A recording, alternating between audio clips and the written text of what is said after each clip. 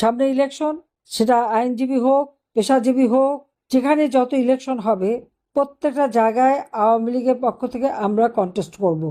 এটা আমাদের সিদ্ধান্ত। ইউনিয়ন পরিষদ থেকে শুরু করে যতগুলি ইলেকশন হবে আওয়ামী লীগের নেতাকর্মী সেখানে অংশগ্রহণ করবে। দরকার হলে একটা সামাজিক প্রতিষ্ঠানের নাম নিয়ে সেখানে অংশগ্রহণ করতে হবে, কিন্তু করতে হবে অংশগ্রহণ। আমাদের লোক যেতে হবে। আজকে মানুষের ভাগ্য ছিনিমিনি খেলা হচ্ছে, জীবন মান আজকে অতিষ্ঠ হয়ে যাচ্ছে। আর নির্যাতন নিপীড়নের সীমা নাই, কোনো পরিবর্তন হয়নি। একটা নির্বাচনের খেলা হয়েছে, নির্বাচন আদতে বাংলাদেশের মানুষের জীবনের মানের কোনো পরিবর্তনও হয়নি, উন্নতিও হয়নি, হবারও আশা নেই। যে নির্বাচন নিয়ে এত কথা শুনেছি দিনের ভোট রাত্রে, আমরা 12ই ফেব্রুয়ারি ফ্যাসিস্ট ইউনূসের অধীনে যে নির্বাচন দেখলাম, সে নির্বাচনে কি দেখলাম? 12ই ফেব্রুয়ারি নির্বাচন, 11ই ফেব্রুয়ারি সন্ধ্যার থেকে সেই সান্ধ্য নির্বাচন দেখলাম, সান্ধ্য ভোট। তখন থেকে ভোট দেওয়া শুরু, ভোট দেওয়া হয়ে গেল। আর বিএনপির কিছু নেতাকর্মী, হ্যাঁ, তারা আমাদের আওয়ামী লীগ নেতাদের হাত পা ধরেছিল, তাদের কাছে চেয়েছিল। অনেকে বলছে যে ভাই আমরা নাকি ফ্যাসিস্টদের কাছে আবার চান কেন ভোট? কিন্তু আজকে যে ক্ষমতা এসেছে, চোর চোর চলে গেছে, আর ডাকাত বসেছে। যাক, আমি এটুকুই বলবো যে আমাদের সংগঠন যতই নিষিদ্ধ করুক, ওই অবৈধভাবে ক্ষমতা দখলকারী, অসাংবিধানিকভাবে ক্ষমতা দখলকারী ইউনূসের ওই আওয়ামী লীগকে নিষিদ্ধ করবার কোনো অধিকার নাই। কাজে আমরা তো ওই নিষিদ্ধ মানি না। সামনে ইলেকশন, সেটা আইনজীবী হোক, পেশাজীবী হোক, যেখানে যত ইলেকশন হবে প্রত্যেকটা জায়গায় আওয়ামী লীগের পক্ষ থেকে আমরা কন্টেস্ট করব। এটা আমাদের সিদ্ধান্ত। ইউনিয়ন পরিষদ থেকে শুরু করে যতগুলি ইলেকশন হবে আওয়ামী লীগের নেতাকর্মী সেখানে অংশগ্রহণ করবে। দরকার হলে একটা সামাজিক প্রতিষ্ঠানের নাম নিয়ে সেখানে অংশগ্রহণ করতে হবে, কিন্তু করতে হবে অংশগ্রহণ। আমাদের লোক যেতে হবে। আজকে মানুষের ভাগ্য ছিনিমিনি খেলা হচ্ছে, জীবন মান আজকে অতিষ্ঠ হয়ে যাচ্ছে। আর নির্যাতন নিপীড়নের সীমা নাই, কোনো পরিবর্তন হয়নি। একটা নির্বাচনের খেলা হয়েছে, নির্বাচন আদতে বাংলাদেশের মানুষের জীবনের মানের কোনো পরিবর্তনও হয়নি, উন্নতিও হয়নি, হবারও আশা নেই।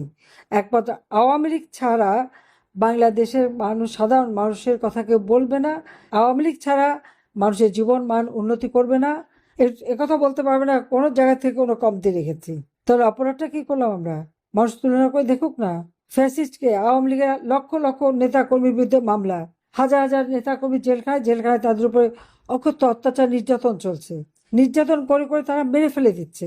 প্রায় 150-র মতো নেতাকর্মীকে হত্যা করেছে, 11 জন সাংবাদিক হত্যা করেছে, আইনজীবী হত্যা করেছে, পা বেঁধে বেঁধে ঝুলিয়ে পুলিশকে হত্যা করেছে। আর বলছে পুলিশের হত্যার বিচার হবে না। কেন বিচার হবে না? অবশ্যই বিচার হতে হবে। এটা তার সাংবিধানিক অধিকার, রাষ্ট্রীয় অধিকার, নাগরিক অধিকার। কাজে যারা আজকে এই পুলিশের হত্যাকারীদের বিচার হবে না বলে ঘোষণা দেয়, তাদের বিচার আল্লাহর রহমতে একদিন বাংলার মাটিতে হবে, এটুকু বলতে পারি। সময়ের ব্যাপার। হ্যাঁ, 15 বছর 7 মাস আমরা ক্ষমতায় ছিলাম, দেশের সার্বিক উন্নতি আমরা করেছি, আমরা কোনো রিভেঞ্জ দিতে চাইনি। কিন্তু দুর্ভাগ্যের বিষয় যে সেই জুলাই মাসের 15 জুলাই থেকেই আওয়ামী লীগ, ছাত্রলীগ নেতা কর্মীদের নির্মমভাবে হত্যা করা হয়েছে। এই হত্যা করে করেই স্বেচ্ছাসেবক লীগ, তাদেরকে হত্যা করা হয়েছে। কাজে এই খুনিদের বিচার একদিন হবে। এটা হলো সময়ের ব্যাপার। ইনশাআল্লাহ বাংলাদেশ আবার ঘুরে দাঁড়াবে। সংগঠনে যেখানে যেখানে এখন আমাদের পূর্ণাঙ্গ হয়নি, সেইগুলি পূর্ণাঙ্গ করতে হবে এবং আরো শক্তিশালী করে গড়ে তুলতে হবে। ঐক্যবদ্ধ। বৈষম্য বিরোধী আন্দোলন, কি বৈষম্য বিরোধিতা করেছে তারা? যারা এই আন্দোলনের কথা বলে এসছে তারা তখন হাজার হাজার কোটি টাকার মালিক হয়ে গেছে, দেশের অর্থনীতি ধ্বংস করে দিয়ে গেছে, দেশকে একেবারে পঙ্গু করে রেখে গেছে। কোথায় আমরা উন্নয়নশীল দেশ হিসেবে উৎসব করব, আর আজ সেখানে ঘরে ঘরে কান্নার রোল, স্বজন হারা বেদনা, ঘর বাড়ি হারা অসহায় আওয়ামী লীগের নেতা কর্মী, সাধারণ মানুষ। রমজান মাসে দ্রব্যমূল্যের ঊর্ধ্বগতিতে মানুষের জনজীবনে নাবিশ্বাস উঠে গেছে। ইউনূস থেকে এদেশের মানুষকে একবেলা ইলিশ আর একবেলা খাসির মাংস খাওয়াবে, আর এখন মানুষ একবেলা ভাত পায় না, খাবার পায় না। ওএমএস এর ট্রাকে খাবার দিতে যেয়ে সেখানে দেখেছে একজন বোন পড়ে আছে মাটিতে। মানুষের যে এই হাহাকার তো ছিল না, আমরা তো সেটা দূর করেছিলাম। কিন্তু আমি খুব অবাক হয়ে যাই, এরা কারা যারা আজকে অসভ্য ভাষায় অসভ্য শব্দ সব ব্যবহার করে, নোংরা শব্দ ব্যবহার করে। এই বাঙালি আমি চিনি না। এরা কোথা থেকে এসছে? এদেরকে কিভাবে নিয়ে আসছে? এই ধরনের নোংরা কথা বলা আর মা বোনদের উপর অকথ্য অত্যাচার নির্যাতন, সংখ্যালঘুদের উপরে অত্যাচার, আর আওয়ামী লীগের তো নেতাকর্মী কেউ বাদ যাচ্ছে না। তারপর চাঁদাবাজি, ঘুষ, দুর্নীতি, মাস্তানি প্রতিনিয়ত চলছে। আমি জানি না আমি বেঁচে গেছি, বারবারই এভাবে আঘাত আসে, আমি বেঁচে যাই। হয়তো বেঁচে আছি বলে সকলের সাথে কথা বলার সুযোগ পাচ্ছি, যোগাযোগ করার সুযোগ পাচ্ছি, এবং দূরের থেকেও যতটুকু পারি সাহায্য করে যাচ্ছি। আমি আমাদের সকল নেতা কর্মীকে একটা কথাই বলবো, যারা আপনার ঘর ভেঙেছে, যারা লুট করেছে, যারা আপনাকে হাত তুলেছে, আপনার মা বাবা সন্তান তাদেরকে অপমান করেছে, আজকে ছেলে মেয়েদের পড়াশোনা করতে দিচ্ছে না, এদের নাম তালিকা করে রাখেন, এদের নাম তালিকা করে রাখেন। ইউনূস তো বিদায় নিয়েছে, কিন্তু তার বিচার হবেই, সে ধরা খাবে। এবং যে প্রভুদের পদলেহন করতে যে যাদের পয়সা নিয়ে আজকে আমার দেশটাকে ধ্বংস করলো, তাদের হাতেই ধরা খাবে। আপনারা দেখবেন এত অন্যায়, এত অবিচার কখনো সহ্য করা যায় না। কাজে আমি এটুকু বলবো যে আজকে সবাইকে ঐক্যবদ্ধ হতে হবে। আজকে নির্বাচনে নৌকা নাই, আমার দেশের মানুষকে ধন্যবাদ জানাই। আমরা বলেছিলাম যে নৌকা নাই, কেউ ভোট দিতে যাবেন না। সেখানে আপনাদের কাছে শুনলাম এখানে 20% ভোট পড়ে নাই, কিন্তু এই ভোটকে তারা 59% দেখিয়ে দিয়েছে। যেখানে নির্বাচন শুরু হতে না হতে 7:30টায় নির্বাচন শুরু, ভোট দেওয়া শুরু, 11:30 পর্যন্ত, 12টার দিকে বললো 14% ভোট পড়েছে, কিন্তু এরপরেই সেই 14% ভোট হয়ে গেল 59%। কিভাবে কারচুপি করা যায় সেটা একটা দৃষ্টান্ত দেখালো। ইউনূস ক্ষমতা আসার জন্য মানে পুলিশ থেকে শুরু করে আওয়ামী লীগ নেতাকর্মী, এদেরকে এমনকি আনসারের সদস্য তাদেরকে হত্যা করেছে, 7.62 বুলেট ব্যবহার করেছে। কোথা থেকে এসছে অস্ত্র সেটা তদন্ত হবে না, পুলিশ হত্যার বিচার হবে না। কি মামাবাড়ির আবদার! বিএনপি ক্ষমতা এসেই তার স্বরাষ্ট্রমন্ত্রী ঘোষণা দিল পুলিশ হত্যার বিচার হবে না। আর ইউনূস তো যারা এই হত্যাকাণ্ড ঘটিয়েছে তাদের ইনডেমনিটি দিয়ে গেছে, কিন্তু কেন বিচার হবে না? এই ইনডেমনিটি দায় মুক্তি দেওয়া যাবে না, সব হত্যার বিচার করতে হবে, তদন্ত করতে হবে।